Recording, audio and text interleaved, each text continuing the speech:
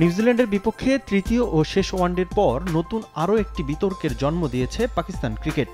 ম্যাচের পর গ্যালারি থেকে কয়েকজন দর্শক পাকিস্তান ক্রিকেটারদের পারফরমেন্স নিয়ে বাজে মন্তব্য করে বসে। খুশদিল শাহ তাদের থামতে বললেও লাগাম টানেননি তারা। এরপর আর মেজাজ ধরে রাখতে পারেননি খুশদিল। মারমুখী অবস্থায় গ্যালারির দিকে তেড়ে যান তিনি। এ সময় তাকে থামান নিরাপত্তা কর্মীরা। তার এই ছবি রীতিমতো ভাইরাল সামাজিক যোগাযোগ মাধ্যমে।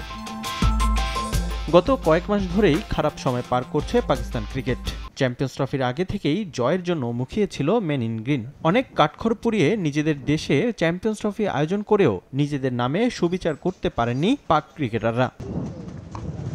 ঘরের মাঠে কোনো ম্যাচ না জিতে টুর্নামেন্ট শেষ করার পর নিউজিল্যান্ড সফরে ভালো কিছুর প্রত্যাশা নিয়ে দেশ ছেড়েছিল পাকিস্তান। তবে 5 ম্যাচের ওয়ানডে সিরিজে একটিতে হার এড়ালেও টি-20তে হোয়াইট ওয়াশের তিক্ততা নিয়েই দেশে ফিরতে হচ্ছে মেন ইন গ্রিনদের। সব মিলিয়ে মানসিকভাবে স্বস্তিতে থাকতে পারছে না পাক ক্রিকেটাররা। এতেই মেজাজ হারাচ্ছেন তারা। এর আগে নিউজিল্যান্ডের বিপক্ষে প্রথম টি-20তে জাকারিফোকের সঙ্গে ঝামেলায় জড়িয়ে 3টি ডিমেরিট পয়েন্ট সহ ম্যাচের 50% জরিমানা গুনতে হয়েছে খুশদিলকে। এবারও শাস্তির মুখে পড়তে পারেন এই ক্রিকেটার। চ্যাম্পিয়ন্স ট্রফির প্রভাবেই ক্রিকেটাররা মেজাজ হারাচ্ছেন বলে মনে করছেন সাবেক অধিনায়ক রশিদ লতিফ।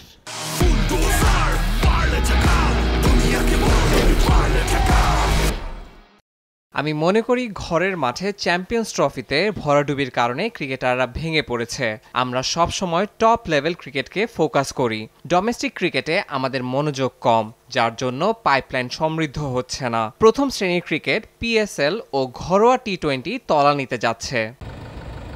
খুশদিলের এমন কর্মকাণ্ডের তীব্র নিন্দা জানিয়েছে পাকিস্তান ক্রিকেট বোর্ড।